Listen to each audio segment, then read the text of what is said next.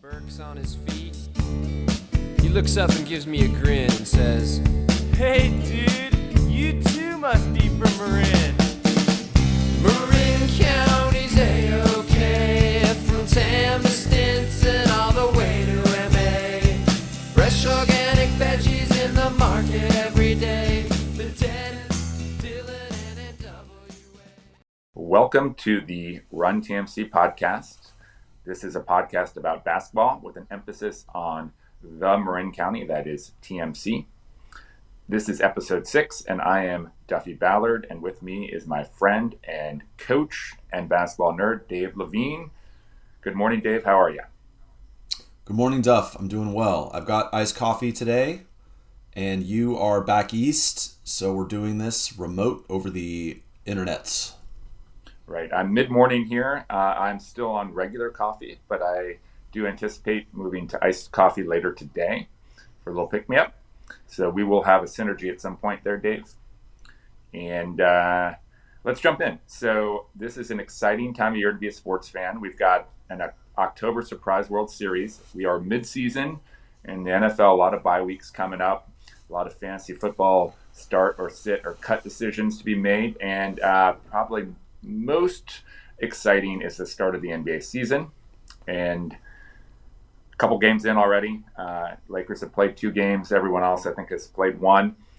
But there's a lot you could already surmise and predict based on this early NBA action, and we know that it can be a little precarious to make conclusions based on very small sample sizes. But nonetheless, Dave, we're going to jump into some NBA predictions for the season, you and I. Right now. You ready? Do it. Go. Okay, I got 5. 5 bold predictions. Number 1, Denver Nuggets will repeat. It's a lock. Okay? They're gonna raise the O'Brien. All right. Number 2, Chris Paul will not last the entire season. At the end of the season, he will either be injured or traded or cut. Wow. That's okay? A bold one, Duff. Number 3, Wemby, at least for this year, a little bit of overhype. It's not to say that he's not going to be a great player, but for this year, I don't think he's going to be Rookie of the Year. My pick, based on 1 game, is Derek Lively the second. I believe the second. Is that right, Dave? Yes, he had a good game. 16 and 10 in his first game. Yep. All right. Number 4, Kristaps Porzingis is going to finish second in the MVP voting to Nikola Jokic. He's going to be a game changer. You want to know number 3? Please. James Harden. James Harden's going to be, I don't know with which team or how, but he's going to find a way, number 3 in the MVP voting. That's my prediction, James Harden. And then finally, PJ Tucker for the Sixers. He is going to be the first player in NBA history to start every single game, all 82, and not score a single point. And he's off to a good start, Dave. So in his first game, he played 26 minutes, 0 for 2 from the field, but he had 7 rebounds, 2 steals. I didn't look at his plus-minus, but I'm guessing it was positive because he's just one of those guys that can do a lot without scoring and just hang out in the corner, spread the defense without shooting. All right. What do you got, Dave? Bold predictions from Duffy. I think you should get a connecting flight on your way home and go to Vegas and make a lot of money from these amazing thoughts. All right, I have a few quick ones. First, to the Warriors. Shooting is important, and we didn't shoot very well in our first game against the Suns. Duff, the Warriors were 35% from the floor. That's not going to cut it. As the great Princeton coach Pete Carrill once said when asked what's Princeton's secret, how are they so good, how do they beat these teams with better athletes, bigger players, Carrill's answer was, and I quote, "We make shots." So, Warriors make some shots, and we'll be fine. With that said, Devin Booker on the Suns looked awesome. He had 32 against us, so I think the Suns are going to be fun. And Bradley Beal wasn't even playing. Long season, too quick to panic. Duff, am going to take the contrarian view. I think Chris Paul is going to work out. I think the Warriors will find their rhythm with him. It's going to take some time. And I think he's going to help Kuminga come along, and I think Saric is going to help us off the bench. So, I'm not thrown in the towel yet on the Warriors after 1 game. I agree with you. I think Porzingis is going to be a game changer in Boston. I love the way that he played. And Dame Lillard, 39 in his Bucks debut last night, 17 for 17 from the free throw line. Kids, practice your free throws. the Bucks are going to be very tough. And then finally, I know Fulton doesn't love Luka because he doesn't guard anybody, but man, he hit a step back three in that Mavs Spurs game at a critical moment. It was just a dagger, and Luka's just a special offensive player with his size. So love that the NBA is back. It's been a lot of fun watching these games. Yeah, and Dave, it would be really exciting if we could have on our podcast someone who was an NBA insider who perhaps had spent decades covering the sport with a particular emphasis on covering the Golden State Warriors and was able to tell cool stories about coaches and players and experiences and perspectives across the spectrum of the league. Maybe we could arrange that. Kids, that's what we call foreshadowing. Stay tuned. Yes, stay tuned. All right. But now, Dave, from the NBA to the NBBA, a word from our sponsors. And we thank our sponsors. We've been getting a lot of interest. We do have 2 new sponsors that are debuting on this episode, so we're excited about that. And we still have our stalwarts that have been supporting us from the very beginning. This has been a journey, and it's been fun. So, Dave, why don't we start with the NBBA? Are you ready to take your basketball game to the next level? Look no further than the North Bay Basketball Academy, your premier destination for youth basketball in the North Bay. At North Bay Basketball Academy, we're dedicated to helping young athletes achieve their full potential on and off the court. Our experienced coaches provide top-notch coaching and training, focusing on skill development, teamwork, and sportsmanship. And guess what? Winter is just around the corner, which means it's time to gear up for our exciting winter programs. From fundamental clinics to elite training, we've got it all. Whether you're a beginner looking to learn the basics or an advanced player aiming for greatness, we have the program for you. Visit our website at northbaybasketball.com. That is northbaybasketball.com to check out our upcoming winter programs, schedules, and registration details. That's northbaybasketball.com. We hope to see you on the court soon. Awesome. And I am thrilled to announce another new sponsor, Marin's own Karen Horstmeyer. Karen is actually going to be a guest on our podcast in a few weeks. She's a Marin Hoops legend, great player and coach, played Division I, coached Division I. Also a very successful real estate agent in the county. So just like Karen has coached athletes to victory, she's here to coach you to a successful real estate sale. If you're ready to sell your home or know someone who is, Karen brings the same expertise, strategy, and commitment to every real estate transaction as your trusted real estate advisor. She'll create a winning game plan for purchasing and or selling your home. So call Karen today at 415-794-4311. Your winning strategy for a successful home sale, Karen is here to make it happen. So thanks, Karen, for being a sponsor. Yeah, great. I look forward to having you on the podcast as well, Karen. And I'm going to pause to pour some coffee here. And Dave, I have a question for you. Do you know where in the Red Hill Shopping Center you could get coffee? There's a Pete's Coffee. There's a Pete's Coffee there, yeah. And it's just a couple doors down from one of our favorite spots, the Hub. Indeed. So the Hub, we have covered already their burgers, their salads, the Oreo shake. We've covered the Tesla charging. We've covered the tap beer. Today, we are going to take a deep dive into their French fries. All right, Dave? Okay. You ready? All right. The Hub takes their fries seriously and is proud to serve only hand-cut potato fries, which means throughout the day, the team is crushing Kennebec potatoes and frying them to crispy perfection.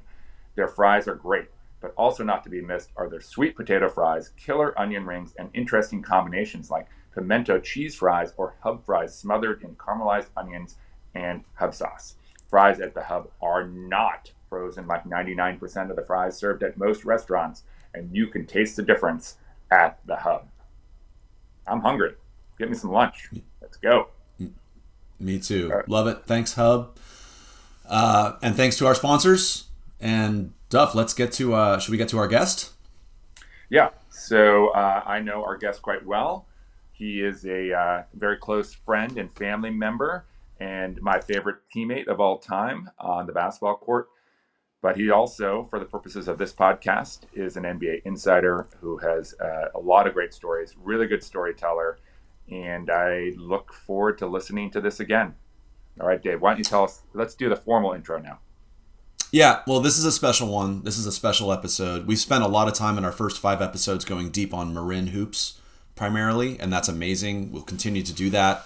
We've received great feedback from people who are loving the past and present deep dives on Marin basketball, both boys and girls. That's what this is all about, and we're going to do more of that going forward. Now, with that said, this episode is unique because this one is less Marin focused. So for our listeners who don't necessarily have Marin ties, we think you're going to really dig this one if you're a basketball fan. So Chris Ballard, or CB, is a Sports Illustrated contributing writer and has been for over 20 years. He is a professor in the journalism school at UC Berkeley. He's one of the best sports writers in the business. He's had an incredible career writing about basketball, among other sports and other human interest topics. He's written 4 books, including Hoops Nation, which we talk about in this interview, and The Art of a Beautiful Game, and contributed to the New York Times Magazine, the LA Times, and numerous other national publications. He's written for Sports Illustrated since 2000, penning features, narratives, profiles, and columns. 6 of his stories have been optioned for film, and 7 have been reprinted in the Best American Sports Writing Anthology. He was a finalist for a National Magazine Award. He appeared in the Best American Magazine Writing, and he won the 2018 Dan Jenkins Medal for Excellence in Sports Writing, given annually to the best feature story in the country. I highly recommend you head over to his website, www.chrisballardwritings.com, and you can find several of his Sports Illustrated cover stories. They're incredible. In our interview, he mentions the Monty Williams one, which is heart-wrenching and beautiful. I can't read it without shedding a few tears. Chris is a podcaster as well. He had a great podcast called Out of Bounds on Audible last year about college sports and the changes in recent years with money coming into college sports via NIL. He attended Pomona College, received a master's in journalism from Columbia University, and he has taught at Cal since 2016. Duff? Great, good stuff. So just a little preview on the interview. We are going to start talking with some Marin specific stuff, some inside baseball, if you will, on Marin Academy and Chris's time there. By the way, Chris and I did both play baseball at Marin Academy, and we were not very good. Anyway, we're going to focus really on the basketball time at Marin Academy, and then we're going to get into Chris's journey becoming a writer and a journalist, from basketball fan growing up to becoming a basketball journalist, and that journey for him, which is very interesting.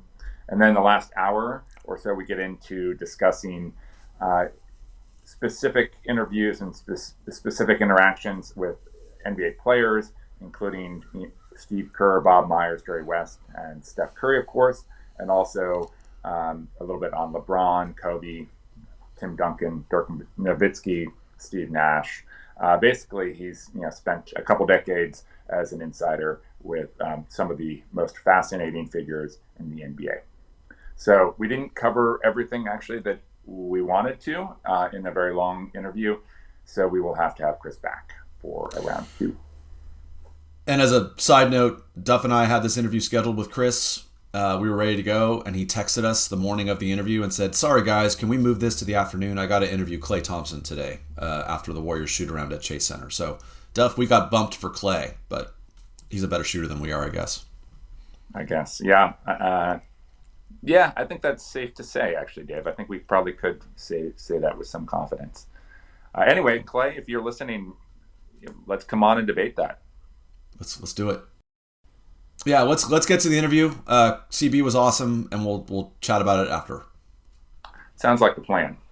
Enjoy the interview. Chris Ballard, thank you for joining us, my friend. It's great to be here. So we're very excited to have our friend Chris Ballard. We call him CB.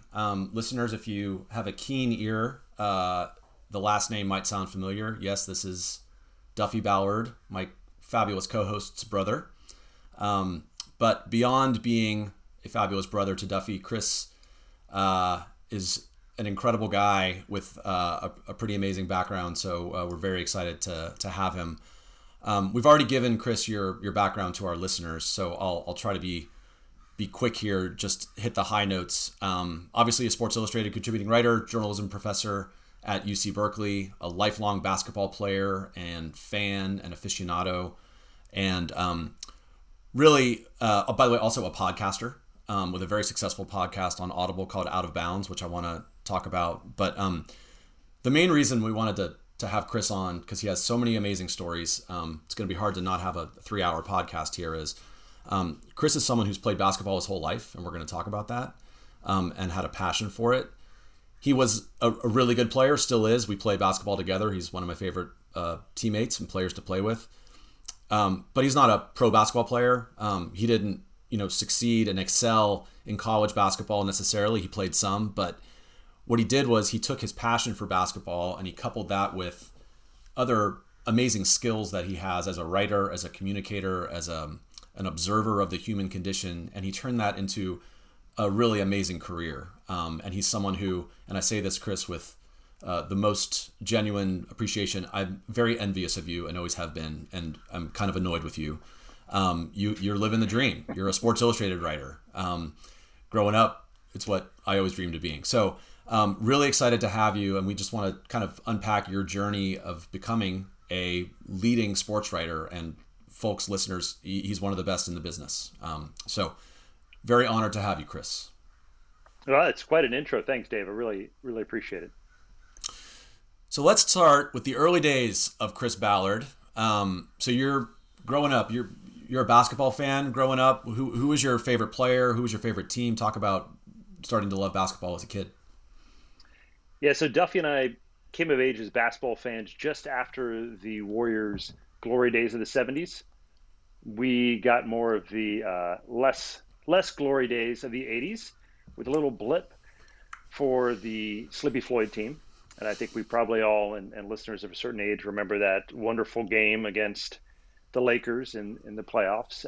Sleepy Floyd is Superman, I believe was the call. Sleepy Floyd! Was it 29 points in the quarter? 29 points in the quarter, 51 in the game. They did not advance, but it was a wonderful moment if you were a long-suffering Warriors fan raised on Joe Barry Carroll and sort of constant disappointment. And personally, I was always a fan of Sleepy. If you go back and watch those clips now, it was crazy to watch. I was watching this morning. The entire offense is within the three-point line, and it's basically Sleepy dribbling the ball about 16 or 17 feet from the basket, and there's just this clutter down by the hoop. And from there, obviously, we got Run TMC, namesake of this podcast, which was a lot of fun to be a fan of.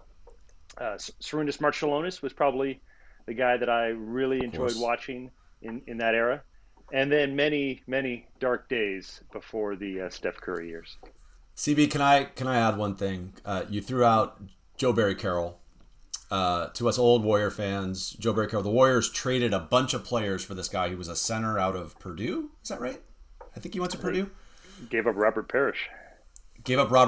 Who won many titles, but his name was J.B. Carroll, Joe Barry Carroll, and his nickname became Joe Barely Cares, which I think in terms of a quality of humorous nicknames, that's up there. But I was right with you, living and dying with the Warriors during those times, and Sarunas Marciulionis, amazing.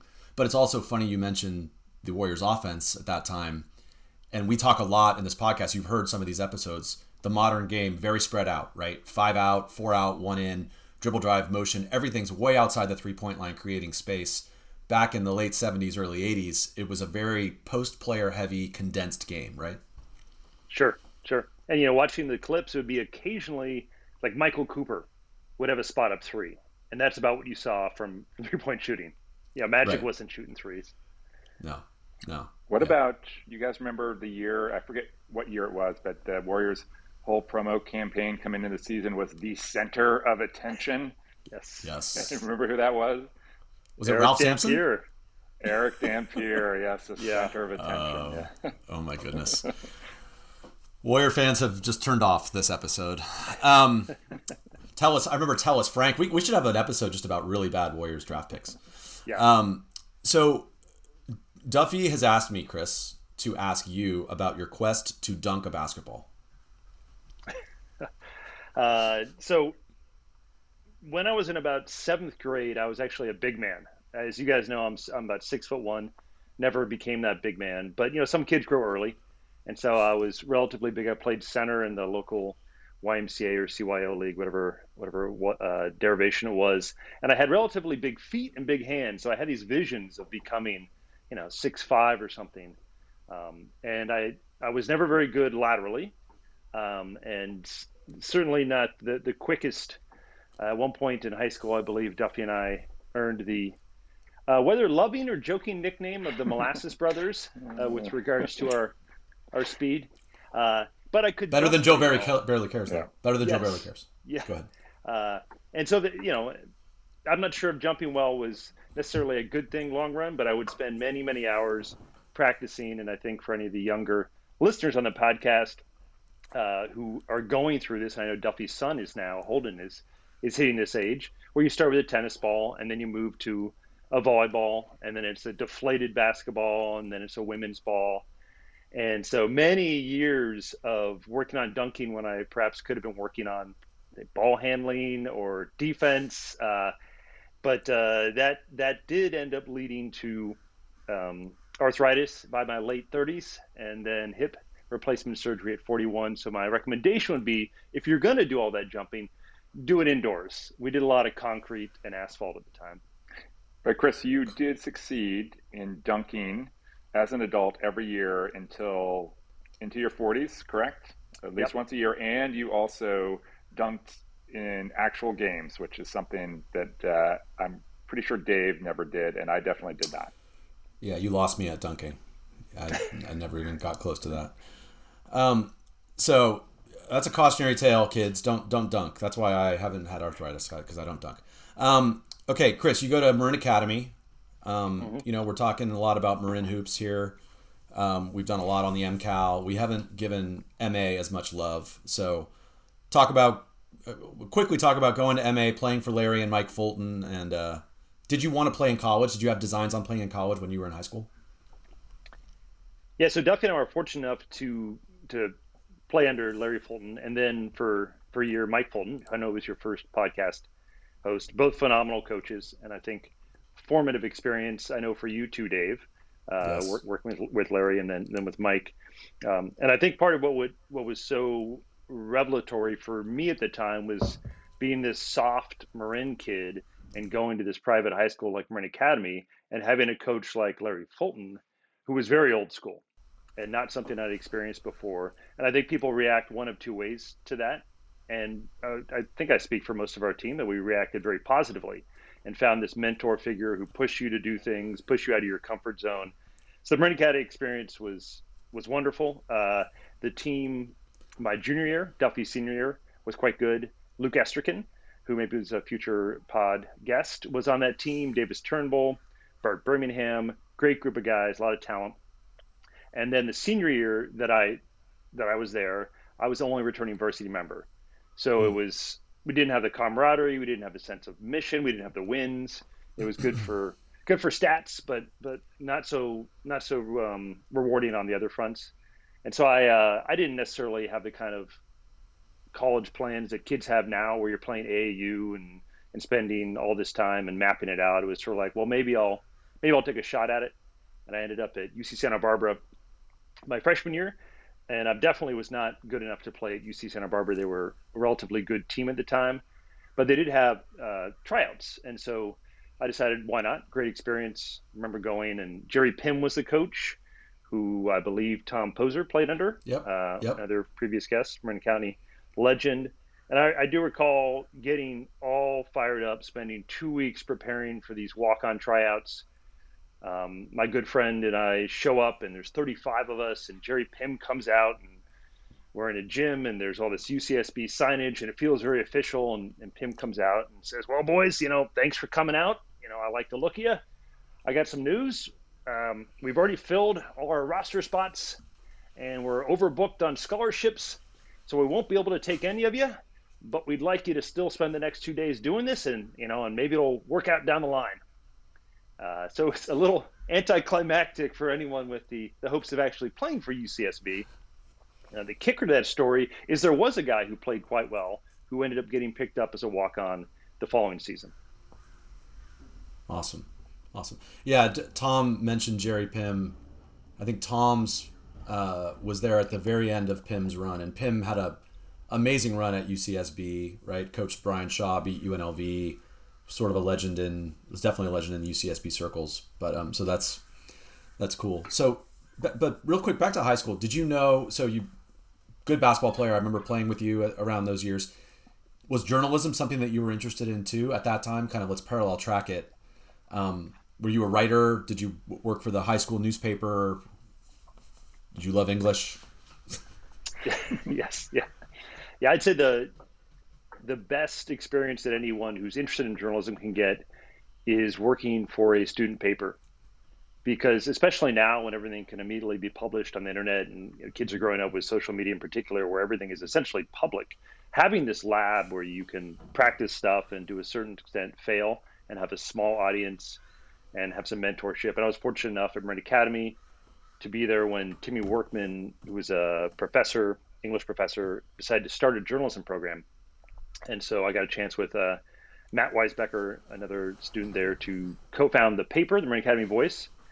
And you're getting the full experience. Back then you're actually laying out the black stickers to create the margins on stories, and you're assigning stories, and it's all very much hands-on, and it felt like a craft project, but also a bit like being part of a team. You had your coach, and then you had your sort of like your people writing about this and people writing about that, but it all had to come together on time, and there were deadlines. And so I really enjoyed that experience. And I was able to do that at UC Santa Barbara in my freshman year, and they had a daily paper, the Daily Nexus, one of the best student newspapers in the country at the time, and that felt like a professional experience. And so you had assigning editors, and you had a readership of 20,000, so it was legit, and it felt like people were going to read it. And I recall one of the first columns I wrote was about the men's basketball team, and I was accustomed to writing for these very small audiences, and I made some, I'm sure in hindsight, like not funny joke about their big man and how slow he was.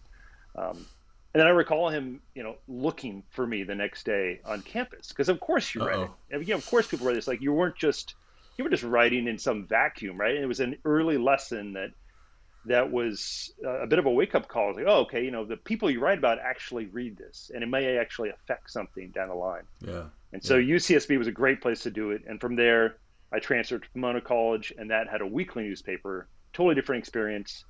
But the daily was, supremely valuable if you're a young journalist. So Pomona, great school in Southern California. Talk about your experience there, and you met some interesting characters there, right? Including Mike Budenholzer, and well, just go ahead, talk about that.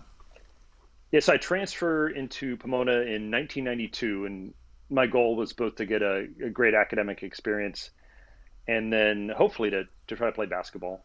It's a Division III school, and at the time it was, a relatively successful Division III program. Popovich had been the coach there until 1988, so this is 4 years after that. But he was not. You didn't say Popovich, and people said, "Oh, Popovich." He was a guy who had done well at the Division III level. He had inherited a Pomona team and went 2-22 his first year when he was there, and lost to Caltech. And Caltech had a 99-game losing streak at the time, and Duffy. Pomona was the team they beat. So it was one of those sort of local legends where Pop had then turned the program around, and he got them SCIAC championships, et cetera, et cetera. But I didn't have any overlap with them. We had one player who had, and that was Mike Budenholzer, who at the time was a fifth-year senior. And so Mike had gone abroad for a year and then returned, but he had been recruited by Pop. And so he was one of Pop's last recruits at Pomona. And so I came in as a sophomore transfer in 1992, and everyone was quite welcoming. By then there's a new coach, Charles Katsiafakis, who's still there and has been very successful. But my standout memory, I've told this before, but it's worth telling because it tells you a lot about not only Mike Budenholzer, but what it takes to succeed in basketball at that kind of level. So he's a senior, and his starting point guard, he's got nothing to prove.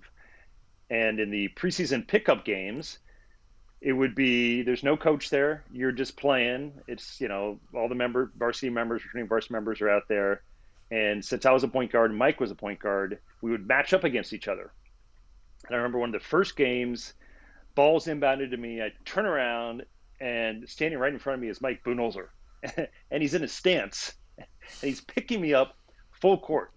I was like, is this guy for real? Right? Just in like, a pickup game with no yeah. no coaches, right? Yeah. Transfer student, like just trying to not turn the ball over at this point. And so I'm doing like 3 dribbles, spin dribble, 3 dribbles, spin dribble. But it wasn't like an act. This was just Mike Budenholzer, son of a coach who ended up in the Arizona Basketball Hall of Fame. He was 6'1", scrappy as hell, not terribly athletic. I think that senior year he averaged 5.5 points, but he had 45 steals. Heart and soul of the team, one of those guys. You'd watch him, and he's that 6'1" guy who could guard a 6'8" guy in the post, just all lower body leverage. Get the knees up under them.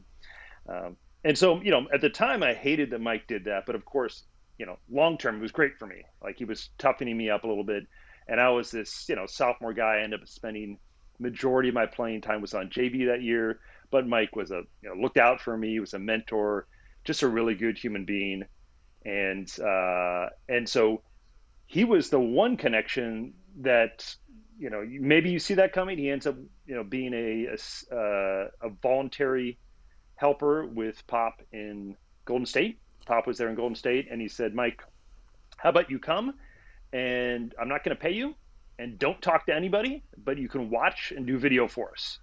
And Mike was like, awesome, I'm in, right? And then he ended up getting the video coordinator job at San Antonio as well. But this is incredibly unlikely.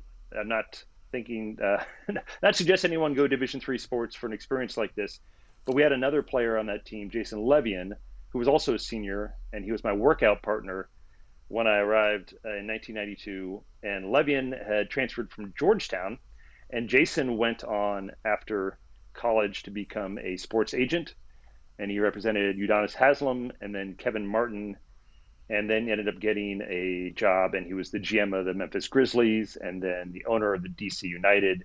One of these like really unlikely confluence of situations that you would have from a school like Pomona. So my Budenholzer story, again, back to Lavenkamp, which I want to talk about with you as well, Chris, because we've talked a lot about it, but just another example of how unique these camps were. When I was a coach at Lavenkamp as just a college freshman, sophomore, so was Mike Budenholzer, right? And he had just started working as video coordinator for the Spurs, I think, at that time. But, or maybe he was still doing his unpaid stuff for the Warriors. But, we would hang out after camp. The kids go to sleep and the counselors hang out, play pickup, and I'm hanging out with Coach Bud. I think I even beat him in the camp championship. I know I outcoached him. I'm sure I did. And for us listeners who don't know who Mike Budenholzer is, he went on to still is an NBA coach. I don't know if he's got a gig right now, but he coached, was assistant coach for the Spurs for Popovich for many years, won multiple NBA titles, went on to be a head coach of the Hawks, was I believe NBA coach of the year, then went on to coach the Bucks to an NBA title. And this is a guy who was, as CB said, picking him up full court as a fifth-year senior at Pomona, Division III, was coaching Lavencamps with me for, I don't know, $200 a week up in Angwin. And just an awesome guy, great energy. You could tell he just loved the game. So I still remember basketball nerd, Dave, right? And he gets in basketball circles, if you listen to other basketball podcasts, he gets a lot of credit for developing the 5-out system that we see all over the place now and the different variations off of it. A true innovator. And, Popovich, again, if we have high schoolers listening who don't totally appreciate who Greg Popovich is, longtime coach of the Spurs, I think, I don't know, you guys tell me if you disagree, one of the greatest NBA coaches in history. I don't know, CB, how many titles he's won, 4 or 5, 3 or 4, I don't know, but just an amazing coach and an amazing human being, a lot like Steve Kerr in that they have a moral compass and address social issues and speak up when they feel compelled to do so and care about their players as people more than just as players. Just an amazing guy. So very, very cool experience for you. Yeah, and it's interesting when you had Tom Poser on in the second episode of the Run TMC podcast, he was talking about how he just scraped by. He just kept going because he loved basketball. And Tom's experience was, I was not that good in high school, but I really wanted this. So I kept trying and trying. It was pretty inspirational to listen to the lengths that he went to follow this dream. And I feel like with Bud, there's a similar narrative there. He was he was a decent D3 player, and then he ends up going to Denmark and playing overseas for a year. And then it's just like, whatever you'll have me do, Pop, I'll do it. I came through San Antonio in 1996 when he was there as a video coordinator. And back then, this is hard for younger listeners to imagine, but his job was to literally splice VHS tapes.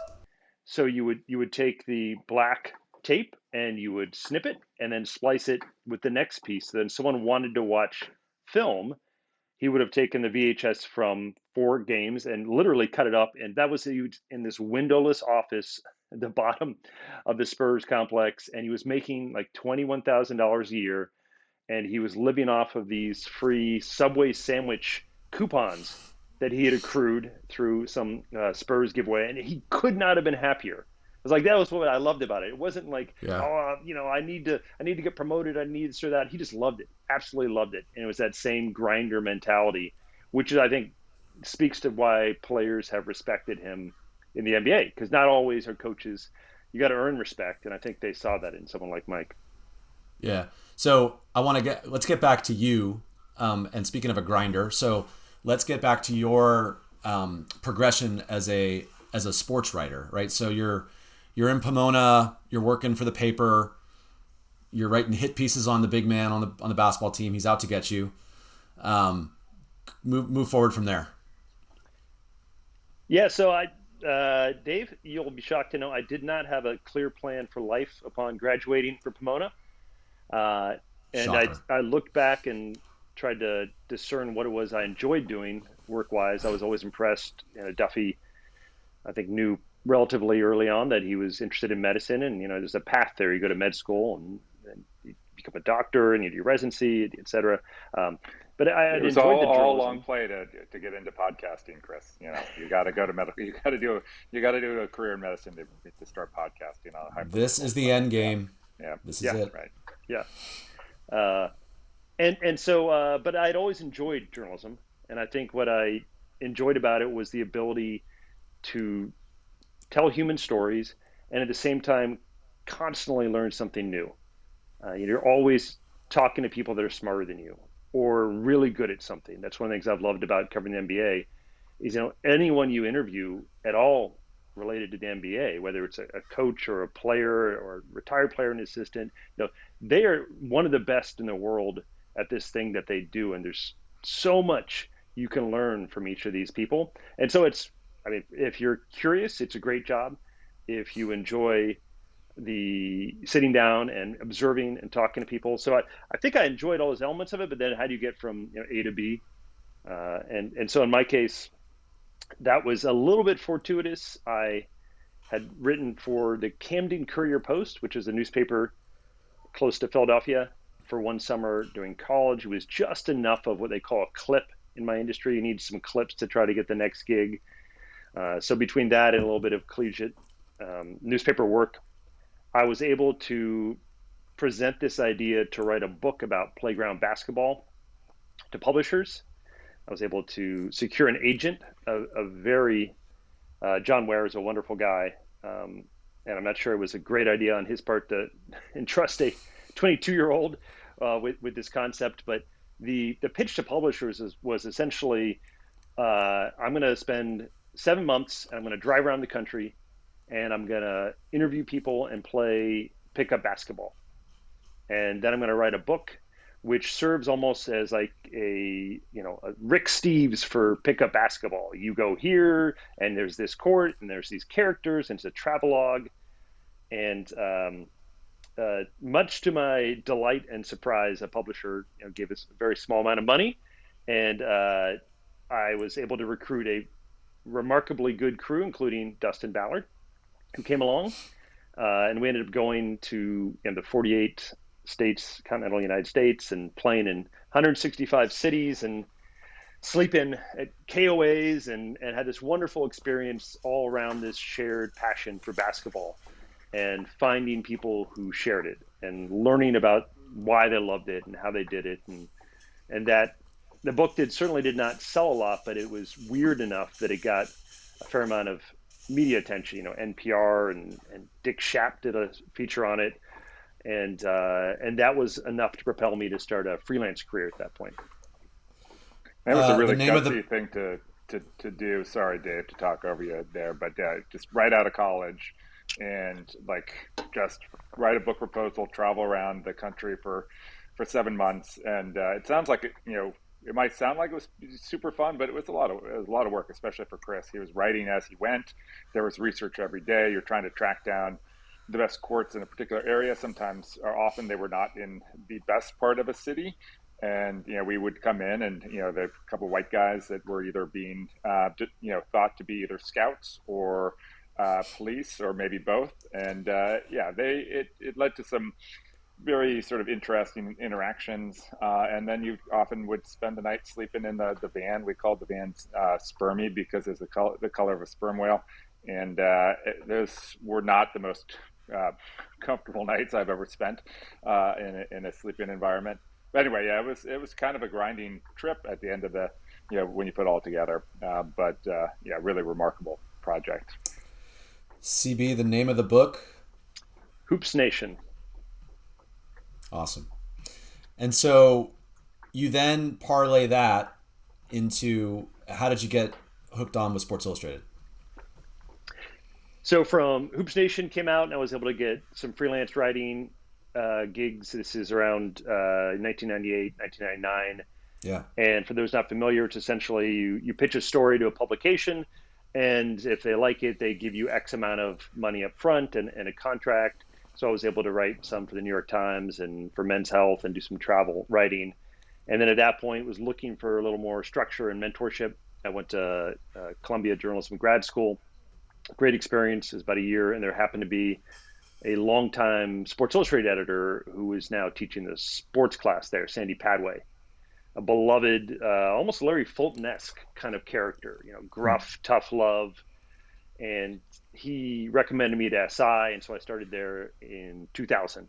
And back then, we had an internet presence, but it was CNNSI.com. It was minimal, and so Yes. The majority of what you were doing, this is weird to say now, but was trying to write and get something in the magazine, because no one read what was online because you needed an AOL dial-up and it took forever, and et cetera. So the way you would start the job, in my case, for the first year and a half, was fact checking. And that meant, and this is you don't see it as much today, but the fact checking at the time would be, let's say Dave Levine writes a story, writes a long profile of Steve Lavin.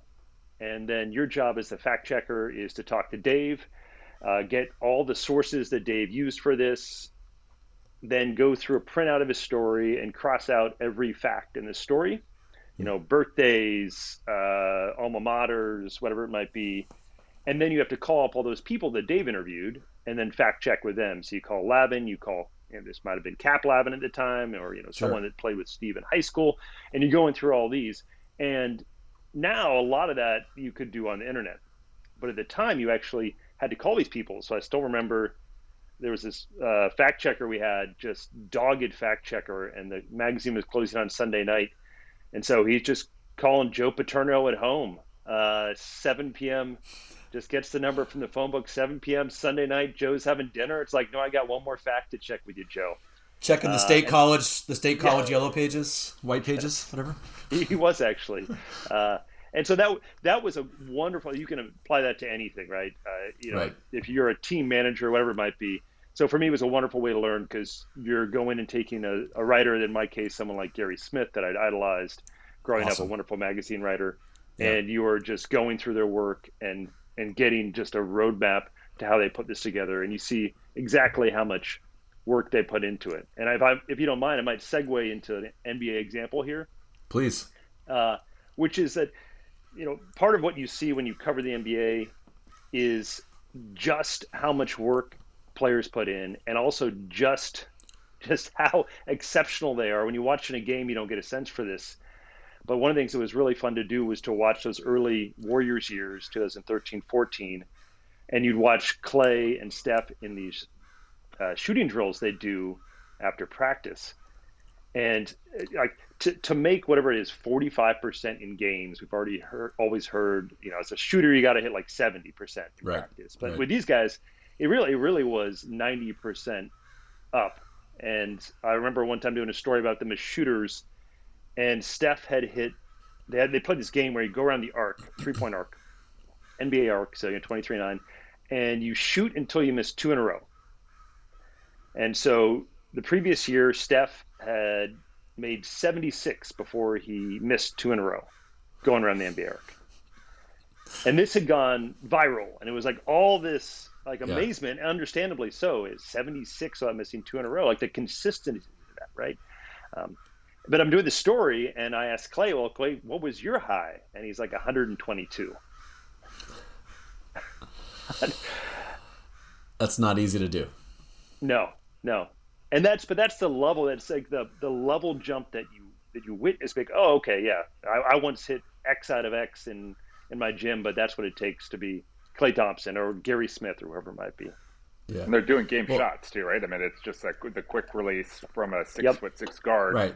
With it's very not little dribble. Motion. Yeah, exactly. Yeah, we always talk. I always talk to the kids I coach about when you're doing shooting drills, do them at game speed, and there's a tendency we all have to just sort of, catch, take a dribble, take a breath. That's not what you do in a game, right? And you watch Steph and Klay.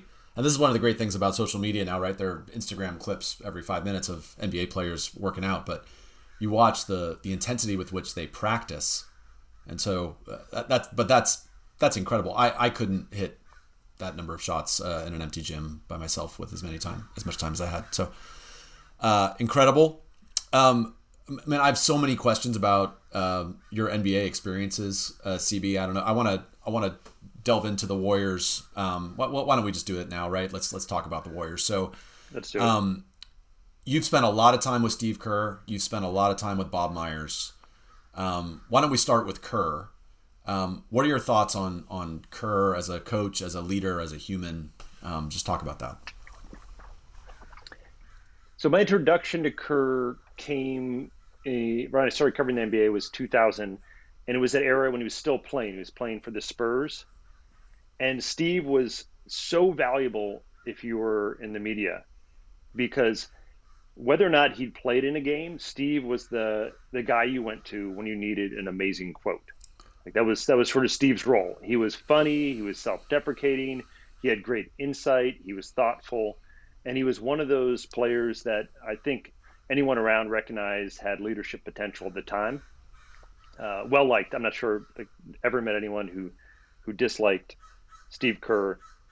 And so that is transferred over, and I was trying to think about this earlier when I saw a list of questions you sent over, Dave. Often if you're in the NBA, around the NBA, especially covering the NBA, there are the general managers and occasionally coaches who didn't play in the league. And maybe they played D3, like Sam Presti, for example, who was the Thunder GM, or Van Gundy, who had Division III experience. Mm-hmm. And I think it's a lot easier if you're a fan, or in our case, as media, we're often very similar to fans that way, to relate to those people, right? Because there's a real difference between that and playing in the NBA.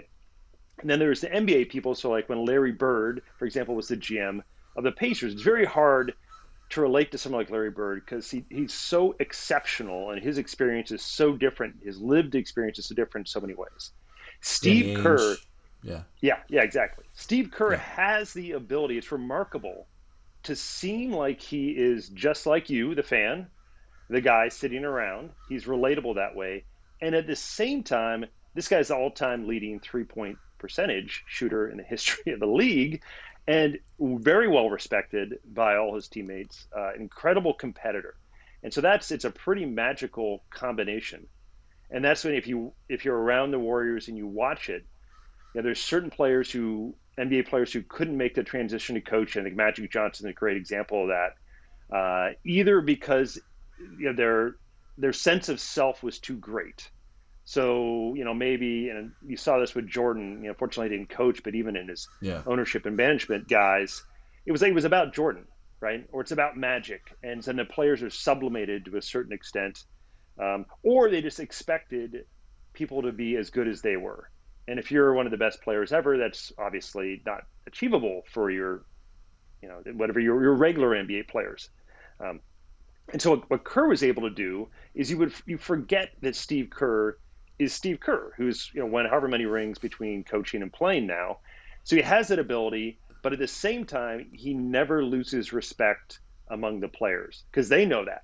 and they actually respect him more because he doesn't make it about Steve Kerr. You know, an indicative anecdote about this would be, I was bugging Steve to do a profile of him for a number of years, and he always said, Chris, I don't want to do a profile because I don't want the players to think I'm putting myself above the team. Right? So he's like, I'm a relatively new coach here. You know, I've inherited this team from Mark Jackson. This is 2014, 2015. And if I'm the one on the cover of Sports Illustrated, or I'm the feature story, then what's the message I'm sending to my players? Right? You know, how can I ask them to put the team above themselves when it looks like the coach is out there getting or taking the credit? And so it took about 3 years to convince them. And even then, the deal was we couldn't include pictures of Steve Kerr. So if you go back and look at the actual magazine story that ran in Sports Illustrated, profile of Steve Kerr, the art direction for SI did a really good job of this. They would have a picture of like the Warriors bench during a game, and then there's a cutout of where Steve Kerr is supposed to be. It was indicative of how he wanted this to come out. Yeah. But I think he's very rare in any industry, and that's probably pretty clear from how people have responded to him. So, by the way, I just heard this. I was listening to another podcast about the NBA. Kerr has 9 rings. So this would be number 10 if he were able to do it this year. And so multiple with the Bulls, and then with the Spurs as a player. And then obviously he has 4 with the Warriors as a coach. Just an incredible winner. And I remember watching Kerr play for University of Arizona growing up. Steve Kerr, the whole rooting section, was a great player. I mean, had a fascinating human interest story, tragic human interest story, where his dad was a head of a university in Beirut and was shot and killed in a terrorist attack. It was awful. But he was able to persevere and rise above that, and is now very much, as I said, like Popovich, a socially aware sports figure, right? Who speaks his mind and cares about social justice, and just an amazing figure. I mean, CB, I didn't give you a prep on this one, but just off the top of my head here, I mean, one of the stories about him that I always heard about was when he joined the Warriors, one of the first things he had to do was he realized that, all right, we're better if Iguodala comes off the bench, right? And Iguodala was and Iggy just retired this week, right? What an amazing career and an amazing human being as well. But Iggy was a star. He was a scorer for Philly. He was 20 points a game. He was the man. And now this new coach comes in and says to Iggy, hey, we need you to come off the bench. And having the ability to convince a guy like Iggy, now in hindsight, Iggy's amazing, right? But still, that must have been a tough conversation, right? I mean, I don't know. You got any perspective on that, but and it's interesting because we're watching that play out right now with Chris Paul, right? Exactly. I think prior to this podcast taping, the last preseason game was the first time that Paul came off the bench. We're watching like Steve work it through in the moment, right? And it's getting players to buy in to their role, right? And sublimate the personal records and stats for what's the good of the team. And I think what Steve has done is, as the players have moved around, right? The Sean Livingstons, these guys who are incredible talents. Maurice Spates, right? I mean, you think about not David an West. Incredible talent, no. Duffy, come on, Spates. If you're listening, we love you. I'm not going to go negative like I did with Ben Simmons. Great shooter, but Kerr has been able to just fit these pieces in and get everybody to buy in, right? And it's a team that, I mean, you watch the Warriors play; they love playing together. And last year was unique, right? Because that was the first year when everybody was healthy. Well, Wiggins wasn't healthy, but the first year in a long time where you could see there were fractures, right? And we all know what happened last year, right? And so it'll be interesting to see this year what happens with the new pieces. But you can just tell they didn't have the joy last year that they had in the years past, right? Yeah. And one of the things Steve has done. Go ahead, DB. I have a question for Chris with regard to Steve, and that is, have you ever challenged him to a shooting competition? I have. Thank you for teeing up that anecdote, Duffy. But just to touch on Dave's first, what he did with Iguodala was the same thing he did with Harrison Barnes, and he's done with a lot of players, is he goes to them first and he goes in person. And so this is you'll see this in the NBA. There's sort of different ways of managing, and some coaches will delegate to their assistants to be like the interpersonal guy. And sometimes maybe that's wise because as a coach, they don't have great interpersonal skills. They're more of a strategy person. What Kerr would do, for example, with Harrison Barnes, is when he came in, he felt like Barnes was lacking confidence. And so he flew to see him, I believe it was on the East Coast. And we just wanted to fly out there and be like, hi, I'm the coach. I believe in you, X, Y, and Z. Same thing you did with Iguodala. You sit down, you talk it over first, you lay out the idea. He flew to Australia to see Andrew Bogut. So it's all relationship building. And that obviously applies to so many industries, but it helps when if you're like Steve Kerr, you're so good at it. Like Steve, he's 5-10 minutes with a guy and you feel like you've known him, for months. And then you reflect later and it's like, oh, Steve knows like tens of thousands of people, but he will ask this reporter about, hey, how are the kids? How's this? How's that? Right. Amazing. All right. Talk about how you kicked his ass in a shooting competition. So Steve, this is also a testament to Steve that he would do this. I was writing a book in 2008 called The Art of a Beautiful Game. And the concept was about the craft of basketball, just sort of going deep. Each chapter, one was defense, one was rebounding, one was passing, and I would focus on one player in a lot of cases. So for passing, it was Steve Nash. Just really break down Steve Nash. And for defense, it was Shane Battier. Just go deep into Shane Battier. At the time, Shane Battier, for the younger listeners, was a tremendous team defender and a pretty good perimeter defender and sort of known for his defense. And I wanted to do a chapter on shooting. And my hope was that use myself as a reader surrogate.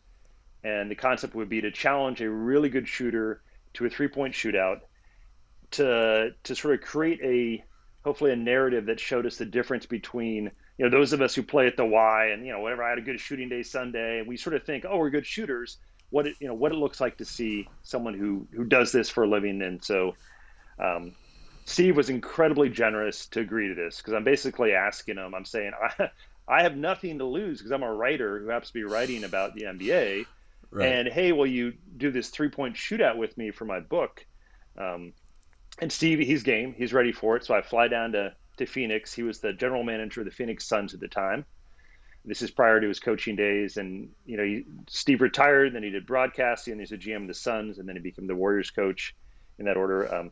And so, I show up and we're at the arena and it's after a practice and most of the players have left and Steve comes down from his office over the court and he's like, hey, you should put my gear on. And I was like, that'd be great. Yeah, that'd be great. And so he comes back a few minutes later wearing like old tennis shoes and ratty gym shorts and his son's t-shirt. He's not geared up, let's say. Right. And he's 43 years old at the time. I'm 35. He has not been playing much. He's a GM. He's spending his time fretting for the most part. His knees are pretty bad. But he agrees to do this. We warm up a little bit, and there's one Suns player still there on the side of the court, and it happens to be Shaquille O'Neal. So Shaq is there talking to a reporter, and he is just heckling the hell out of us. He's like, when did we sign these old guys? Like, we just have it. And Steve and I are out there, lofting up some jumpers. And then so we get into it, we shoot some college threes, and then we do the NBA shootout.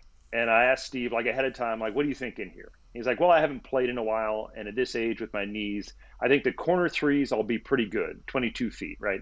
It's the long ones, 23-9, where I'm a little worried about it. Just getting sort of the oomph on it. And so his prediction was that he would hit 13 out of 25. And to give you perspective on that, during the NBA three-point contest, most years, that might get you to the second round, it might not. It's sort of like around the cutoff point of where you are. Right. And, the really good shooters will hit around 20. And, that's what Steve would hit when he would win the NBA shootout, is around 20. And so I go first because it's better for narrative tension, right? Because then there's at least a concept that I could win this. And I hit 13 out of 25, which, a little disappointed in, but it was, I would have hoped it a few more, right? But it was good enough to create a construct where Steve had to essentially beat that, right? So Steve goes out there and he doesn't look too hot to start. He misses a few early. He's 3 of 6. And that's the moment in the book where I pause the narrative, which is a writing trick. You pause it and then you put all this context in the middle and the chances there might be some kind of dramatic payoff.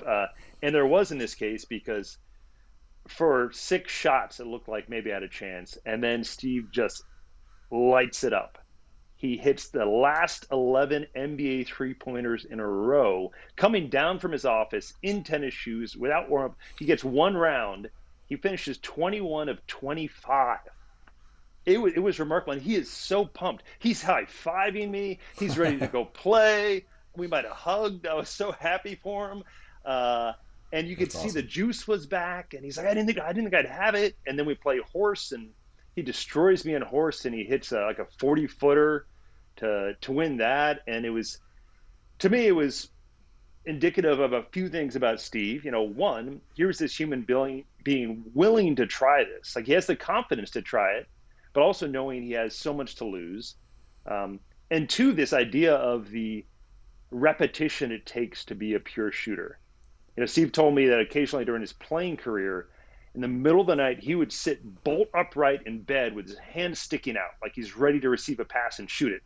And his wife would wake up like, what the hell are you doing, Steve, right? It became this instinctual thing for him. So even at 43, you pull him out of the GM's office, and that was still there. Like, that muscle memory was just not going to go away. That's an amazing story. That's awesome. And it's, I'm sure today he could still probably knock down 15 for 25, right? The guy could still shoot it. I think the distance might get him just because of his various ailments, but free throws, he would probably, like, him and Steph continued to shoot their free throw contest. The way they'd shoot their free throw contest at the end of practice, I'm sure but I'm sure our listeners do, is you got one if you made it, and you got two if you swished it.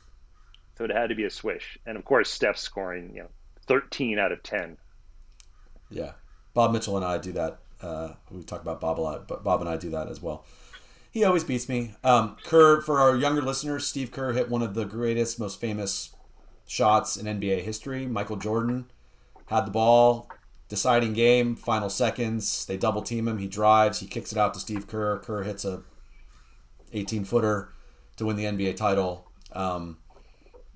Amazing career. So we're very fortunate to have him as our coach, and he's a great guy. And CB, amazing that you've had this chance to get to know him. So, staying on the Warriors, I want to talk about Bob Myers. I'll really quick say that. So Bob Myers, for those of you who don't know, has been the Warriors GM for years. This is his first year not as a GM for 10, I think. But Bob was a walk-on at UCLA. I got to know Bob when I was coaching Lavin camps, and he was a walk-on at UCLA, and Steve was the coach at UCLA, and Bob and I would hang out and coach our teams together and hang out in the dorms, and was a really cool guy. He's from the East Bay, went to Monte Vista High School, and he's gone on to be, multiple NBA titles, one of the greatest GMs in modern history. And I know, CB, you've spent a lot of time with Bob, so why don't you talk about Bob? Yeah, Bob is like Steve. He's one of those people in the basketball world who seems, like one of us, right? Here's a guy when he went to UCLA, he asked if he could be the team manager, and Steve Lavin's like, why don't you aim a little higher? Why don't you try to walk on, right?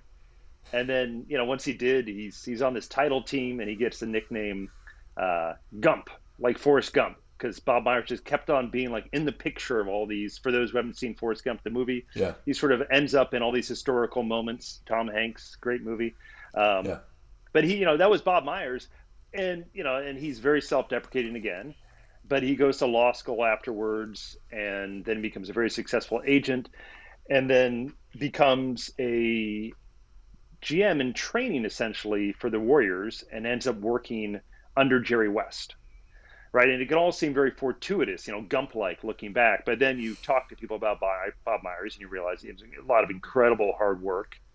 When I asked Steve Lavin for a story about his, how do you describe Bob? He's like, my headline is, he's very earnest. Here's this guy who just cares so much.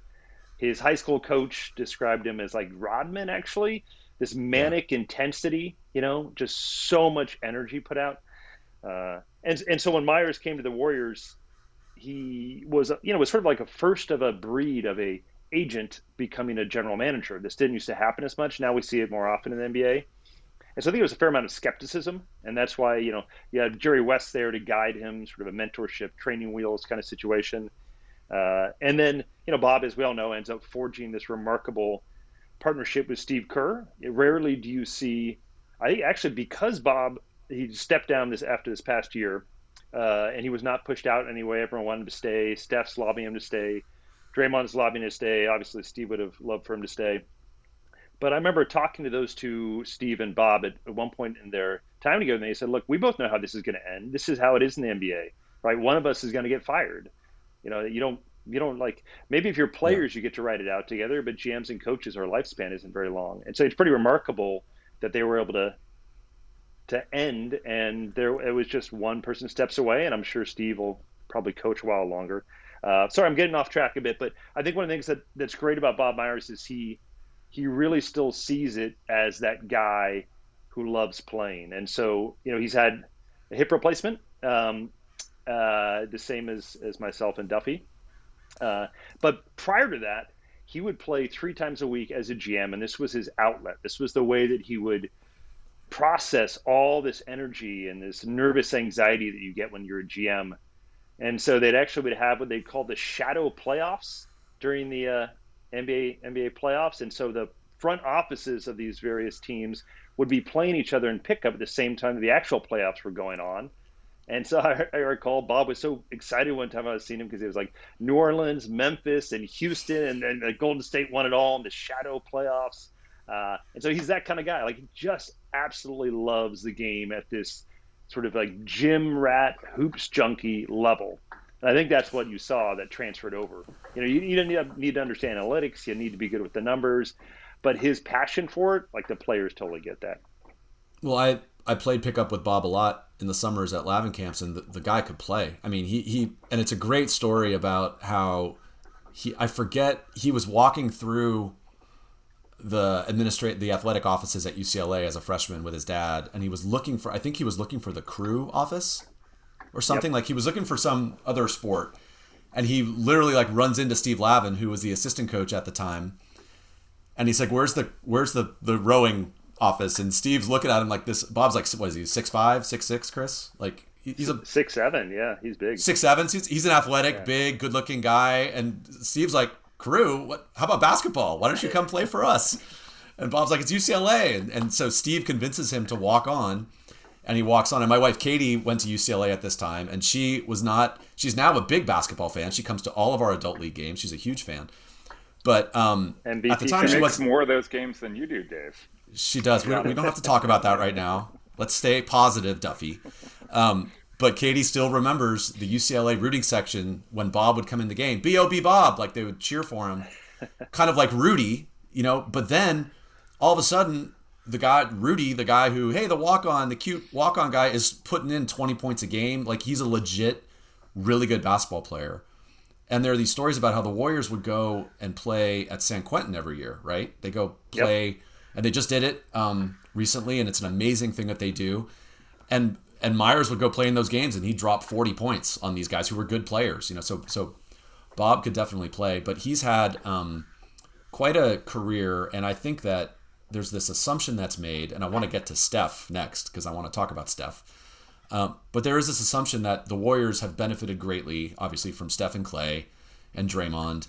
And that's very true. And Steph is a one-of-one amazing player. But if Steve Kerr is not the coach and person that he is, and if Bob Myers is not the people person and communicator and manager that he is, this team, in my opinion, does not win like they've won. So they don't do it without Steph, but they also don't do it without Kerr and Myers. Yeah, I'd agree with that. Yeah, I think one of the things, when I asked Bob about, does it get frustrating when everyone thinks they could do your job, right? Like a GM, like, oh, I could draft better than that. I could make that trade. Yeah. And he said that's like 1% of the job. He's like, it's like the 99% of it is the people management. I don't just call up another GM and offer a trade. It's not like you call your buddy, right, Joe and say, hey, will you trade, Brady for whoever? Right? It doesn't work that way. It's like it's so much relationship building, and it's so much hand holding, and it's like you're sort of a therapist, and you're all these things to your players and your coaches, and that's the GM's job. And then the what the public sees is the draft pick. So yeah, the draft pick, of course, is very important. Sure, of course, but it's not the hardest part. Like you look at Draymond, right? And Draymond's an incredible talent, amazing energy, but Draymond's volatile and has had some issues. And I mean, you'll see times where Bob is literally down on the bench in Draymond's ear talking to him, kind of talking him down. Kerr's coaching the game, but Bob's there in Draymond's ear when Draymond got suspended for the famed kick, and he's can't be in the stadium, so he's at the A's game next door. Bob's in the box with Draymond, hanging out with him and working through it. So you're so right. I mean, we all see Moneyball, right? And we see Brad Pitt as Billy Bean wheeling and dealing, and that's a small percentage of the job, right? Yeah. So CB, you were at Steph's first game, correct? And I want our young fans to appreciate that. So a lot of us remember this, but when Steph started in the NBA, he was injured a lot his first couple years, right? He had really bad ankles. He missed a ton of games. And when it came time for them to decide, okay, should we renew his contract or not? That was a big debate amongst Bay Area news organizations. And should they or shouldn't they re-up with Steph? Should they trade Monte Ellis or not, right? And Lacob got booed when they did that. And now Steph is on everybody's list of one of the top 5 players in NBA history, right? So talk about your experiences with Steph and watching him play. Yeah, I'm incredibly fortunate that I happened to overlap with Steve Kerr and Draymond Green and Steph Curry. From a media perspective, it's pretty remarkable because Draymond may be the best quote as a player, one of the smartest players ever.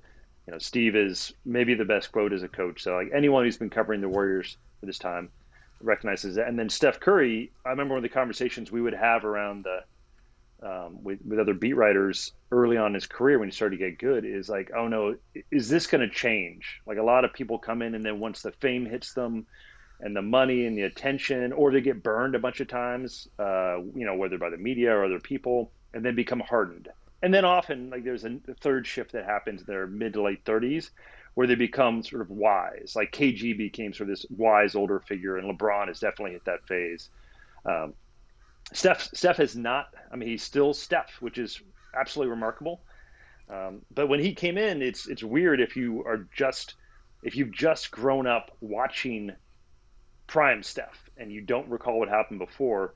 The idea that you would take this short, spindly guard, I think his vert at the NBA Combine was 29.5, which, it's great for one of us. But if you're trying to be an NBA point guard, he's not especially, he doesn't look fast. He is fast, but he doesn't look fast. So this was not a guy who had great expectations, obviously undersized, et cetera. And then Monte Ellis was not a fun player to play with. He was a ball-dominant small guard himself. So you had 2 guards, the Warriors, who really couldn't defend on the perimeter when Steph was first coming in. And Monte wasn't going to exactly set Steph up for shots. So his first game, 2009, October 28th, I covered it for the website. It's against the Houston Rockets at Oracle. Sellout, because people are excited about Steph. It's Nelly's the coach, Don Nelson. Warriors fans remember the way Nelly coached. Legend, so, absolutely. Yeah, he loves Steph. As it was like Nelly and Larry Riley's draft pick. So, of course, he plays him 35 minutes in his first game. Steph ended up with, I think it was 14 points, 7 assists, 4 steals. He takes 1 3-pointer and he misses it, which is really weird to think about with Steph now, right? And I look back at my notes and I was like, he has the opportunity to be like Steve Nash. That was my first impression. It's like, really good at, creating off the dribble, a better passer than I expected. I also noted that the Warriors' chemistry was terrible, in large part because of Corey Maggette. If you guys remember Corey Maggette, of course, catch and go. And then I also this one does not age very well. I wondered if he maybe wasn't a lights out shooter, Dave. If maybe there was too much push to his shot to get it off against NBA competition. He's got no future, CB. Shows you what I knew. But he was shooting it still from the hip a bit. And he was not being set up off the ball, and he's gotten so much stronger. But it's still like, as you mentioned, it wasn't until 2013 or so that he became Steph Curry, 2014 even. He was still trying to find his way, constant ankle injuries, turmoil with the Warriors. Nelson gets fired, and then there's sort of just a bad bad juju with the team prior to Lacob coming in. And there was Nike wasn't ready to spend a lot of money on him, which is how Under Armour swooped in. There's that whole underdog narrative around Steph early on. And they weren't running him off the ball back in those days, right? That's all changed 4 or 5 years later. Well, yeah, exactly. Great point, Duff. And so two things. One, Don Nelson's an amazing figure in Warriors history, right? But he was for our younger listeners, Don Nelson was a legendary player and coach. When one of the great Warrior teams ever did not go very far in the playoffs, it was the We Believe, was that 07, 08, 06, 07, 07, 08, when the Warriors squeaked into the playoffs as the 8 seed, and they were the first time that ever an 8 seed beat a 1 seed. They beat the Mavericks in the first round of the playoffs. Baron Davis, it was a great team, but Don Nelson was the coach. Very unorthodox coach, would go small often, run and gun, wasn't a traditional kind of coach. And that was right at the beginning of what Nelly was doing then is totally normal now, right? But back then it was unorthodox and crazy and gimmicky, but it worked. So, Curry was a perfect player for a Nelly kind of system, but they weren't utilizing him the way they should have. But just it's amazing. I alluded to this earlier. When the Warriors ultimately traded Monte Ellis and decided to keep Curry, the next game, the Warrior fans literally booed Joe Lacob to the point where Chris Mullin, who was assistant GM at the time, I think, had to get up and take the microphone and tell the Warriors fans to calm down. Yep. So I want all those fans who were in that building to have some humble pie. I was not there. But I don't know what year that was when they traded Monte. CB was that 09? Was it 10? I can't remember. I think that was. It feels like that was 2011. There was the Bogut it was trade. Later. Yeah, right. And then the second crucial point was when they were considering trading Clay for Kevin Love. Yes. And the front office was divided on that. Kerr and Jerry West wanted to keep Clay, and Lacob and Myers were thinking Kevin Love, and you could see the logic at the time, right? The way Kevin Love was playing, but in retrospect, it looks like sort of a bit of a no-brainer, especially the way the Warriors style played. That was. It's that Nelson era was, as we talked about earlier, with the fandom of being a Warriors. We got 1 year out of 17 years, but it was a great year. It's a 17-year span where the Warriors were just terrible, but that 1 year in 2007 was almost, not quite, but almost worth it. Steven Jackson doubling down on Dirk Nowitzki, playing him from behind to cover the overhead jumper. I remember Dirk being so flummoxed, like rather than being face guarded where he could fade, the defenders actually coming back around him and forcing him to drive. It was like Nelson was brilliant. It was amazing. Baron Davis with the dunk over Kirilenko, right? We got Kirilenko, five great games in 18 years. Honestly, I think in terms of pure joy, I was more excited that when they won that than I was when they won the title. Even it was weird. It was because it was so improbable. It was amazing. So, Dave. Yes. Why don't you ask Chris about Jerry West, whether Jerry West is a good interviewer or not? Can I suggest that? Duffy, I will let you suggest that. Yes. Okay. Go ahead, CB. Talk about Jerry West. So, to our younger fans, Jerry West, if you go look at the NBA and you look at the NBA logo, that's Jerry West. You can't see his face, but the silhouette. Jerry West, one of the greatest players in NBA history, great GM, iconic Lakers figure. CB, go. Talk about Jerry. Yeah, probably the individual who's had the most success over the most sustained period of time in NBA history. So essentially going from playing and being one of the top 15 players ever to then being a coach for a while and then being a GM who has continued to create these championship situations, first the Lakers and then Memphis and then the Warriors. And he's now down with the Clippers. And if you've seen the HBO series Winning Time, there's a portrayal of Jerry West when he's with the Lakers in that series as this tortured individual, and it's definitely over the top. I mean, I wasn't around in 1980, but from what I've heard from other writers, definitely over the top. But there are kernels of truth there to the tortured Jerry West. And so my Jerry West anecdote, he comes in 2015. This is the first Warriors championship, and Jerry West has overseen the building of the Warriors. So Bob Myers is there at this point. They had the Mark Jackson run. They made the playoffs, and now it's the first year of Steve Kerr, and they're in the playoffs. And so for a GM, there's nothing left to do. So Jerry is just mainly anxious. He spends a lot of time being anxious. He famously, in the fourth quarter of games, sometimes the whole game, he will leave. If he's up in Oracle, he'll leave and he'll just walk around the parking lot. And then occasionally you hear a roar or not a roar. He's just too anxious to watch. So he's always been like this whole life. He's got an amazing life story. But so he doesn't have a lot to do other than just watch and wait and fret. And so I was able to, Raymond Ritter, who's a wonderful PR director for the Warriors, Yep. probably the best in the business, has known Jerry West since the Lakers day. And he sets it up where I get to go down to Los Angeles and spend a day with Jerry West at his house in a gated community in Bel Air. And so I arrive, and this is during the finals, so it's between games. What Jerry will do is he'll fly back up to Oracle for games, and then he'll go back to Bel Air, and he's living there with his wife, Karen. And he's in this house, and he has some memorabilia there, and it's a wonderful house. And so I come in expecting, I don't really know Jerry that well, this NBA legend, this guy who's respected by everyone. And I come in, and Jerry immediately is having trouble with his 4 dogs. They're just barking like crazy.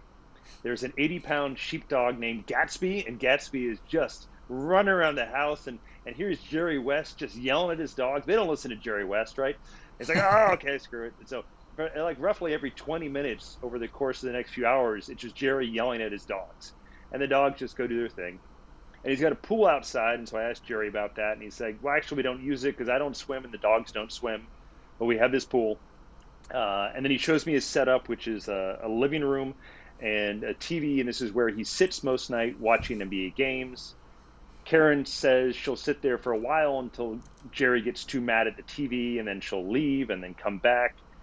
But what struck me about him was this, and I think this part of his success, was this combination of incredible basketball acumen, having a strong opinion that was informed, and then this vulnerability and humanity. So I spent 5 hours with the guy. I didn't know him that well going in, and he kept asking me things. He'd say things like, I like Bogut as a passer. What do you think? And so it immediately would draw you into this conversation. I don't think he really cared what I thought, but it certainly seemed sincere. And then, he would just he never said, Chris, this is on or off the record, but he just started talking about all these things. For example, I can say this now, but at the time, he really wanted Marc Gasol. And so he was talking about how they were trying to engineer the team to, in 2016, add Marc Gasol to the mix. And then, he talked about Kobe for a while, and he talked about all the people in the NBA that he liked and that he didn't like, and he always had really good reasons for each of these things. All these assistant coaches he thought would not be good head coaches. They weren't necessarily up for it. And this is 2015, so at the time, Tyronn Lue was an assistant coach. He hadn't had a head coaching job yet. But that's who he's like, who I would hire if I were hiring someone? I'd hire Tyronn Lue. He's a great people person. He's a good coach. He's not a great coach, but he's a good coach. He nailed it. I went back and looked at the notes, like, wow, it's pretty impressive, right? Went on to win an NBA title with the Cavs, is one of the best coaches in the league. Yep. And so over the course of the night, Jerry, he sort of just bears his soul. And it struck me, he's in his 70s at this point. And he told me he'd just come from golfing. He drives 275 yards off the tee. He shoots his age, 74 or whatever. He had just won $25,000 playing gin with his buddies. He likes to be in the game. Like, he can't not be in the game. And he loves it so much that if players said, Jerry, can you give me some pointers? He would tell them, come down to Bel Air, and they'd stay in his house, and he'd work with them for a period of days or weeks. So Harrison Barnes was telling me about how Jerry worked with him, and Jerry, flew him down and said, you're going to stay in my guest house. We're going to work on your stuff. And Jerry's like, can I swear on this podcast, Dave? Yes, of course. Yeah. You've got terrible fucking footwork. Your shot is flat. He just tears Harrison Barnes to pieces and then starts building him back up, right? Yeah. And so he would have him shoot 10 shots directly over the rim with a very low trajectory, 10 shots with some arc, and then 10 shots with exaggerated arc. And he'd try to get Harrison to get his arc down that way. Yeah. And it just mold these guys from the great. He just absolutely loved this game. And I the idea that he would ever stop being involved with it. And so I came away a little bit mystified. I was marveled at the guy, but incredibly inspired, right? He was the guy who just, everything, you guys are doing this podcast, everything we do in the adult league, that pure joy. And as Jerry liked to call it, I'm positively negative, because he was very critical, but he always thought it had to have a positive outcome. Well, it's interesting, the HBO show that just got canceled after season 2. I actually liked it. I mean, it's fun. Yep. It's a caricature, right? But Winning Time about the Lakers. The portrayal of Jerry West is very cartoonish almost, right? Like he's so extreme. But one of the things that was interesting about that portrayal is because they show him, winning as a player and as a coach, and he was just kind of constantly being tortured. That he was so competitive. So it didn't seem like at least his portrayal in that show was, he didn't extract a lot of joy from winning. You win, okay, now we got to win the next one, right? And that competitive fire, I mean, it's interesting you talk about, he's still shooting his age, and I mean, I think he's clearly extremely competitive, and that's driven him his whole career. I mean, he's one of the greatest players ever. You said it. I mean, everywhere he goes, he wins, right? I mean, and that's a great point, and an underrated point about the Warriors' success was West was there when all of a sudden the Warriors start to, strike gold and have success. Okay, as always, we could talk for hours. I'd be remiss if I didn't bring up LeBron. You spent time with LeBron, wrote a cover story for Sports Illustrated about LeBron and his sons. Can you spend a few minutes just talking about your experiences with LeBron and Akron? Sure. But I want to cap off the Jerry West conversation. Bob Myers and Jerry are very close, and Bob described it to me once. He's like, there's a lot of people who love to win.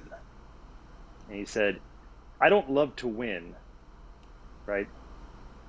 I love to not lose. That's his thing. And he's like, that's what it was for him and Jerry. Like, there's that tortured thing. Like, I can't bear losing. I don't take any joy in the actual winning. Right. I just don't want to lose. Just the not losing. That's awesome. Yes. Yeah. That's a great way to frame it. All right. Talk about our friend LeBron.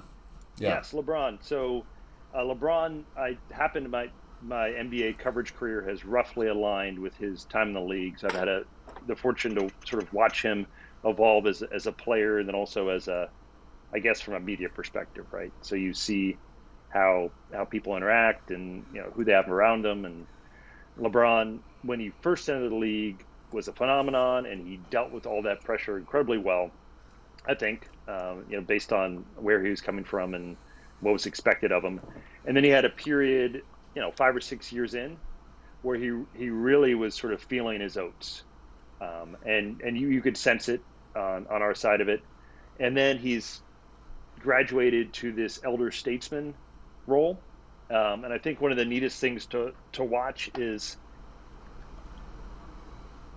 there's a understanding among a certain amount of the players in the NBA, and Steph Curry is among them as well, that when you're talking to the media, or you're doing an appearance, or for example, you're at the NBA All-Star Game doing that draft where the two captains do a draft, that this isn't just something you have to do, but really, like, it's an honor. If you are the face of a league, if you are carrying on this tradition, and LeBron really buys into that, and he really gets it. And so you'll see LeBron make a lot of I guess calculated moves that are for the betterment of the league. I think he really gets how much the league has helped him, and his legacy, and how important it is for him to carry on this for the NBA. And that's what David Stern was always preaching to these guys, and Adam Silver preaches now. But I think it's really hard if you're like a 23-year-old and you're in your own head, and you're making a lot of money, and you want to win, and but also at the same time everyone's critical of you. It's hard to be like, why would I care about the league, right? Why do I care about this overarching entity? I think LeBron he understands that, and so in your interactions with him, I'm saying you as in like a media member, he views you as a way to there's always a message with LeBron. He always has a motivation. So whatever the reason is you're talking to him, you may ask him a question, but he probably has his own motivation. And so in interviews, he will give you an incredibly detailed answer to a question, but he may have something else in mind. So he may drop a little nugget, whether it is something meant to spur his teammates, whether it's something he personally wants to happen during the season, whatever it might be. So very, very calculated, and probably the best memory of any player. Kobe and LeBron have the best memory when you're interviewing them, where they will recall a game, uh, Branson Marin Academy, 1992, whatever it was, and Right. they would just run down the play and the play call and the sequence and wherever it might be. Uh, and so I'm rambling a bit for you here, Dave, but I guess what I'm trying to get at is that LeBron has evolved in a way that I don't think most of us in the media expected to happen, into this really thoughtful and nuanced thinker of the game. Well, those of us who are old enough to remember when LeBron was coming up, he was the wonderkind. He was the next big thing. He was on the cover of Sports Illustrated.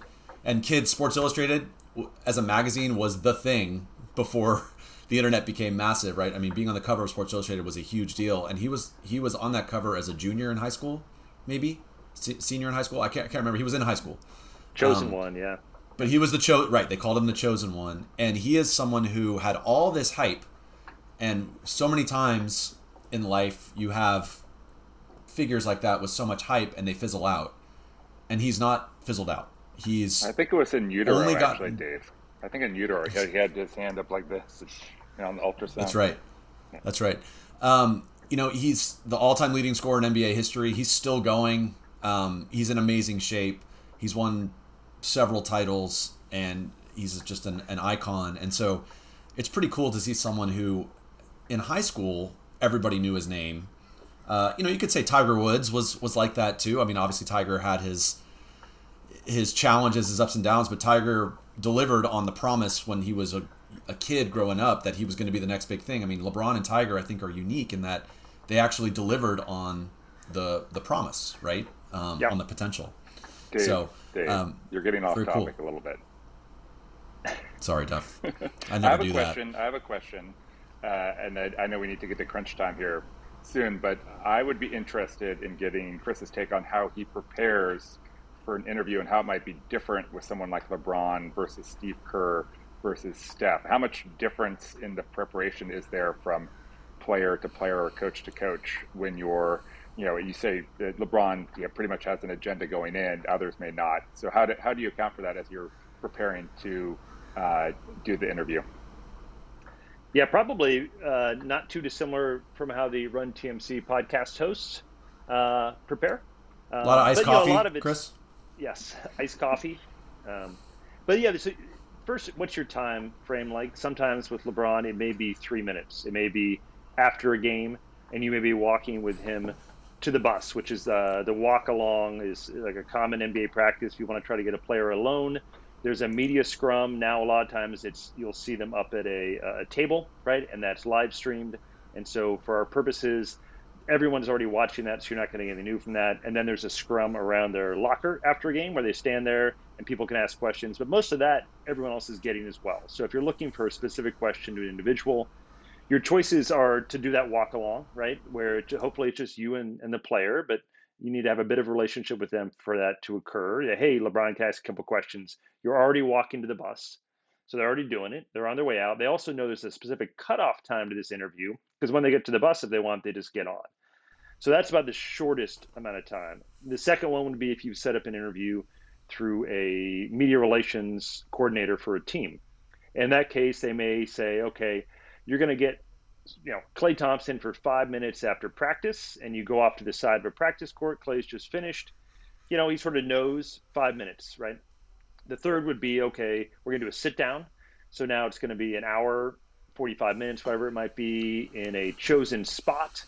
And those interviews, now you've got a little more, room to have a conversation. Hopefully, you don't need to just get the answers in a time frame.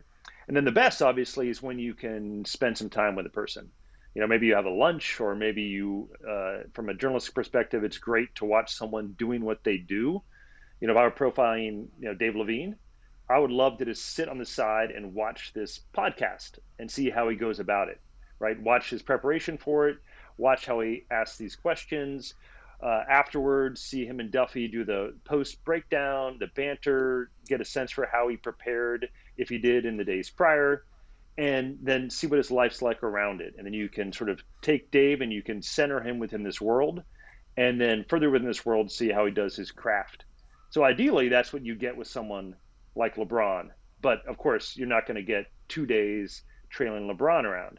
Now, you might get that opportunity with someone like a coach or another player, or over a period of time. So like it's definitely a varied answer, but I'd say if you have 10 minutes, you're probably going to take an approach where you have a very quick, some kind of rapport you're trying to create with someone. Occasionally people will use props for this.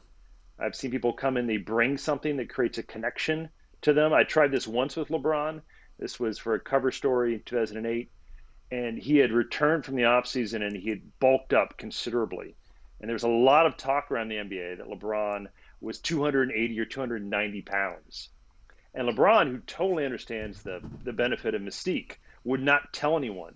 And he wouldn't let anyone with the Cavs reveal his true weight. He wanted there to be this mystique, this guy's like a NBA lineman, but he's, coming down the lane at us. Like no one's going to say his weight. And so I had this, limited time slot with LeBron, who I sort of knew, but not that well. And so we show up, and it's a fancy hotel, the Fairmont in San Francisco. And we've got a photo shoot set up with Walter Yost Jr., who's one of the sort of one of the best photographers in SI history. Of course. And so, I go up to LeBron and, hey, LeBron, good to see you again.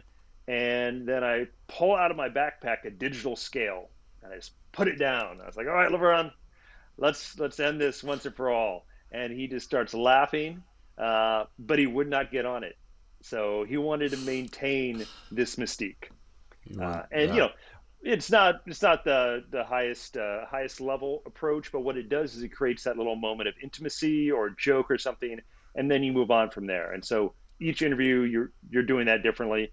If you have a couple days, then really you just want to disappear and be at the fly on the wall.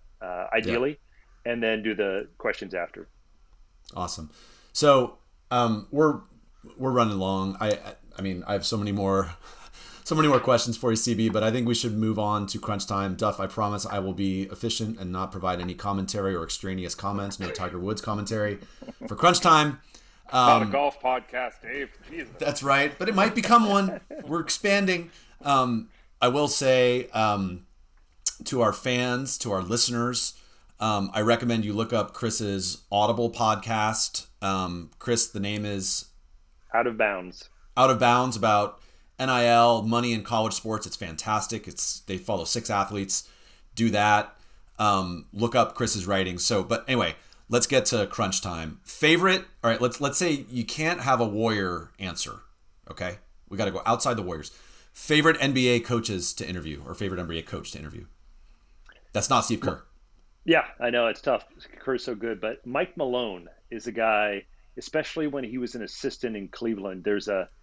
When coaches become head coaches, there's so much pressure on them. There's such a spotlight. Every word is parsed. But when they're assistants, you really get a sense for them. And Malone was just tremendous as an assistant coach. NBA title with the Nuggets last year. Awesome. Favorite NBA player to interview? That's not a Warrior. Or LeBron. So it would be Draymond, because he's amazing. Okay. So then after that, I'd say, in order, I mentioned this earlier, the best NBA interviews have been Draymond, Kobe, Battier, LeBron, and Redick would probably be number 5. Very successful podcaster as well, almost as good as the Run TMC podcast. Any tough interviews, like players or coaches who just gave you nothing? It happens more than you'd like it to happen, and then you sort of got to work around it often. My first experience with that was when I was relatively young on the NBA beat, and I was sent to write about a young Nugget star named Carmelo Anthony, and showed up for the interview. Hotel lobby, they were on the road, sitting down at a bar stool table, and I was so excited. I'm going to do this little feature on Carmelo Anthony, and Carmelo shows up, the media relations coordinator herds him over to the table, and I introduce myself, and Carmelo says hi, and I start into my spiel, and Carmelo spends the entire 15 minutes typing on his BlackBerry while murmuring answers to me. Nice. And that may well have been on me at the time as a young reporter. I clearly did not create the rapport that I was just talking about. You just weren't that interesting, Chris. No. The toughest story you've had to write. That would be the Monty Williams one, which is worth looking up if people aren't familiar with it. Great guy, great coach. Had some family tragedy. That was an amazing story. Chris has had some amazing stories. All right, toughest player you've ever played against. You can't say me or Duffy. This is a Marin podcast, so I thought I would answer this one Marin-centric. Love it. I also note that it's almost an hour and a half in, and we have yet to keep the Bucky Chavez streak alive. So I'm going to mention Bucky Chavez, even though I didn't necessarily match up against him that much. I think he's just a tough SOB. Second, off the ball, I least like playing against Xander McNally, who is remarkable. If you are anywhere near that passing lane, if he's anywhere near that passing lane and you try to make a cross-court pass, that thing is gone. And third, it's going to be Duffy. I'm sorry, Dave, but many driveway battles. When Duffy is hot, good luck. Never going to hear the end of it. Xander McNally, pride of Branson, and his brother Oliver. All right, last one. I'm not going to do your dream team because, you know what, CB, you've played with too many great players. Most exciting sporting event you've ever attended in person? That would be that 2007 We Believe game. I happened to be covering that, and it was, Don Nelson on his third Bud Light by the time he gets to the podium after the game. The whole place is, even the journalists, like, you couldn't really, you're supposed to maintain this ethical objectivity, but we'd all waited so long. It was pretty amazing. I was there too, and I'll close with this. My dad and I were there, and we went into that little club, the bar in the middle of the Coliseum. Mm-hmm. After the game, we were waiting for the traffic to die down, and we were just like had dumb smiles on our faces after that happened. And Chris Mullin walked in and walked by, and Chris Mullin was my hero as a kid, as a Warrior, and was assistant GM. And I thought, I don't know if this night can get any better. So I'm with you. That's great. CB, it's been amazing. You are a great human being, an amazing writer, a talented basketball player. I can't thank you enough for the stories and the insights. Really appreciate your time. Duffy, do you have anything for your brother? Yeah, you're also a top-notch brother, the best one I've ever had, which is a little bit younger. Yeah, awesome. It's a great interview, and we really could go on for a couple more hours. But when we say goodbye, please don't actually leave, because we want to make sure that your video and your audio upload. But yeah, yes. Great. Thank you so much, Chris. And more questions and stories offline. Yeah, this is really appreciate it. There's a lot of fun, guys. We'll have round 2. All right. Thanks, CB. Well, that was pretty cool, huh, Dave?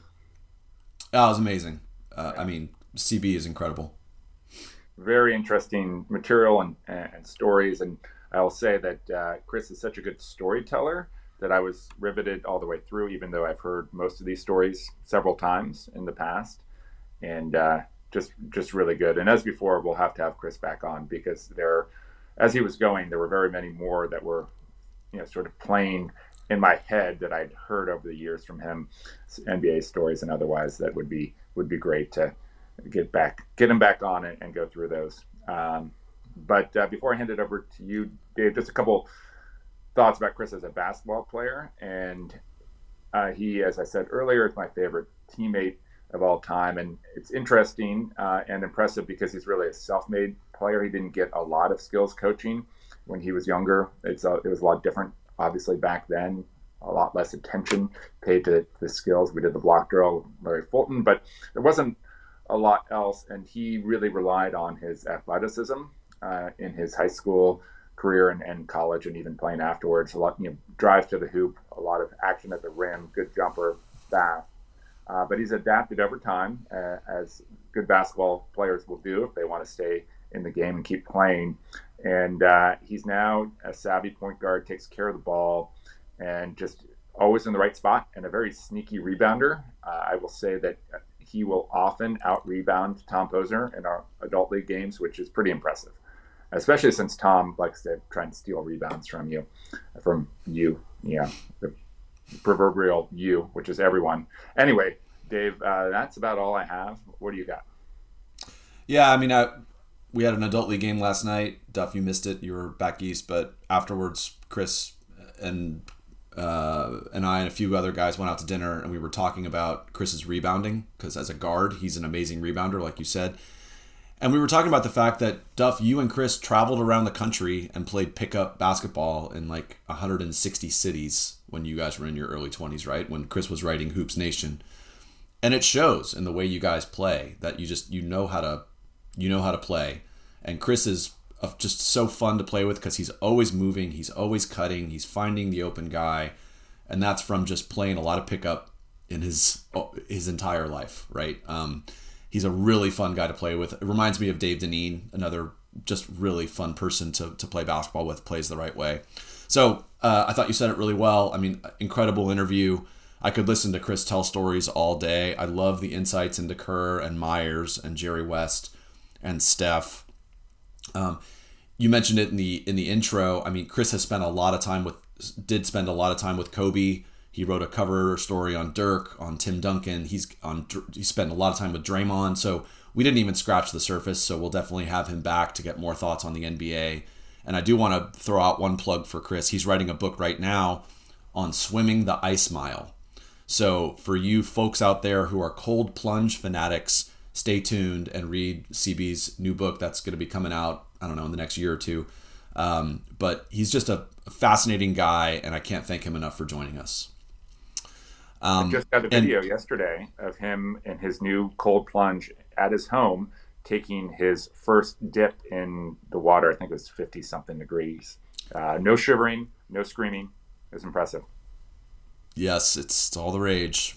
I will also say one more thing that's impressive based on what you said, Dave, and that we have played a lot of basketball, Chris and I, a lot of pickup basketball, a lot of outdoor basketball, and it also shows in our orthopedic surgery resume, because we have about 12 surgeries between us, all on knees and hips and other joints.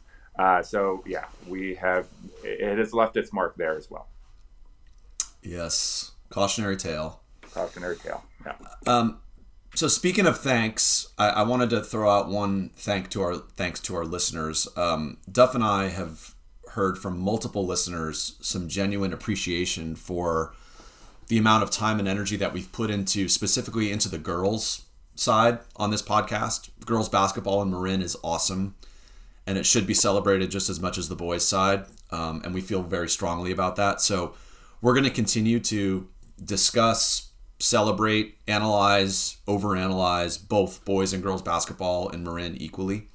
And we really appreciate the love from the listeners. Your emails and messages mean a lot to us, so keep them coming. So I just wanted to acknowledge that. That's great. Well said. Well said, Dave. All right. Player control time, Duff. Player control, yeah. Who's going first? You're going first? Yeah, I'll go first. I have a few ones. So in our vaunted player control segment, first of all, my dog, Bogey, barks in the middle of the Chris Ballard interview. Bogey is a jerk. I apologize. Bogey and I talked about this, but like the kids I coach, he doesn't always execute the game plan. So I'm sorry, Bogey, you're not a jerk. I love you, but he barked. I also noted that I said about 309 times in my intro. So I will work on that. I apologize. People, just a note, if you want to hate your own voice, just start a podcast and listen to yourself and you will cringe. So I don't believe you, Dave. I don't believe you. And then finally, Duff, I have a delayed player control from a previous episode. In the KK interview back in episode 3, I spoke disparagingly of a building, not a team or a school, and I want to formally apologize to our friends at University. We talked about your gym. It's a challenging gym to play in. It's small, but I want to be clear. University High School is a phenomenal high school with amazing basketball teams. They're consistently two of the best teams in the state, boys and girls. Randy Beslow on the boys' side, Mary Heil Netful on the girls' side. Unbelievable teams. They beat our San Domenico team 4 times last year. So, University, we love you. Your gym is small and hard to play in, probably because we're playing against University. So, anyway, I wanted to acknowledge that we were not speaking disparagingly of University, just that you have a tough gym. And that's it. Well, we like them, but they're not in Marin County, so we do not love them. Correct, Dave? We have to. That's fair. We have to draw the line someplace, and it might as well be the county line. Good discipline, Duff. I like it. Okay, what do you got? Well, two things. First, correspondence. Despite my best efforts recruiting on this podcast and via email, so far we only have one correspondent. Thank you, Mike Mahoney, who's going to be covering the Branson boys team. He's got a family connection there. Mike is a great guy, great player. Actually, probably the best shooter in Marin County, now that I think about it. Mike is an amazing shooter. He's won multiple three-point shooting contests that I've witnessed. So anyway, thank you, Mike. But the player control is on my lack of hustle with regards to recruiting other correspondents, and I'm going to try and do better, Dave, okay? Okay. And the other one, this one comes via Mark Anderson and Johnny Kearns, both great basketball players back in their time and fans of the podcast. And they wrote to me on LinkedIn, and they, now this is their claim. They say that, and this is a Dave Deneen episode, and they said that San Rafael came out to Brass Monkey, not It Takes Two. And then Johnny goes on to say, Deneen's pop culture knowledge nowhere near his hoops IQ. Great podcast, Steph and Dave. Keep up the good work. Okay. What do you think, Dave? I have an issue. This is like a debate. It's like Meet the Press, like a debate show on Sunday morning. I'm the one that said that they came out to It Takes Two, and I am right. I was in the gym. I remember watching the San Rafael High boys team come out, do their layups to It Takes Two by Rob Bass, because that was the first time I ever heard that song. Now, maybe we're both right. Maybe they also came out to Brass Monkey for certain games or in certain years, but I am 100% sure that San Rafael High Bulldogs did their layups to It Takes Two by Rob Bass and DJ Easy Rock. Take it to the bank, Duff. Okay. I'm going to guess you're both right, because I'm also going to guess you did not attend every single San Rafael High School game. Totally fair. And by the way, Mark Anderson and Kearns, we love the feedback. It's great. But I think it's probably that. I think we're both right. Let's go with that. And listeners, if you're going to send us player control foul segment submissions, please concentrate on Dave. That's my 100%. Yeah.